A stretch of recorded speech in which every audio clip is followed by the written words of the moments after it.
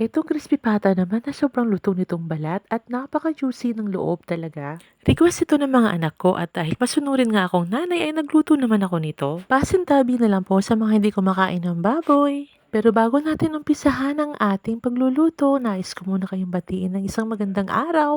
Ang iyong lingkod na Chin ay nandito na naman para mag-flex ng kanyang lutong ulam. Tara na at samahan niyo ko magluto. Unang gagawin natin ay itong pata ng baboy ay linisin natin ito ng maigi at siguraduhin natin na wala na itong balahibo. Sa kasirola naman ay maglagay na tayo ng tubig, tapos ilagay na natin yung pata, tapos maglagay tayo ng bawang, ng sibuyas at ng pamintang buo at pakuluan lang natin ito ng mga 1 oras o kaya yung hanggat malambot na itong ating pata. Takpan natin ito para madali itong kumulo at lumambot na din. At nung malambot na nga itong pata ay hanguin na natin ito. Tapos ito nga tinutusok ko na nga ito ng tinidor at ganito din ang nakikita ko na ginagawa ng mga nagluluto ng crispy pata o kahit yung mga lechong kawali. Para daw mas lalo itong lulutong. Ngayon titimplahan pa natin ulit to na pamintang durog at nilagyan ko din ito ng asin dahil hindi nga ako naglagay ng asin kanina sa pagpakulo nito. At irab natin ito para pantay-pantay ang pag-distribute nitong asin at ng paminta dito sa ating pata. At pinalamig ko muna ito ng mga ilang minuto. Ngayon, andito na tayo sa pinaka-struggle na part, itong pagdi-deep fry nitong ating pata.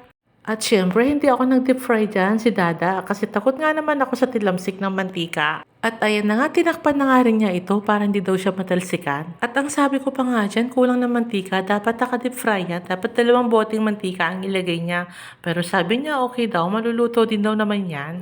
At ayan na nga, ganyan ang itsura nitong ating crispy pata. Medyo nasunog pa nga ito, pero carry lang din yan. Masarap pa rin iyan at palutong-lutong nga itong balat nitong crispy pata na ito.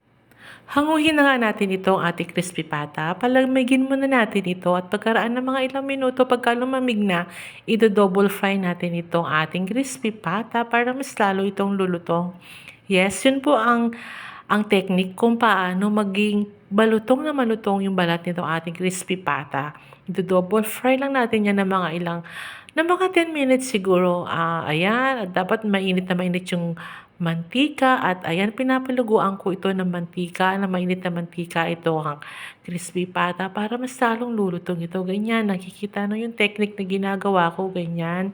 Tapos babalik rin din natin iyan at ayan na nga. At ayan na nga, okay na nga itong ating crispy pata at hanguin na natin ito. Ayan, malutong na iyan. Ilagay na natin ito sa rack para lumamig muna ito ng konti at matulo yung mantika nito. Ayan, ganyan lang yung gawa ng pagluluto ko ng crispy pata. Ako yung nagturo kay Daddy, sabi ko sa kanya, huwag masyadong malakas ang apoy kapag first prito, kapag second fry yun.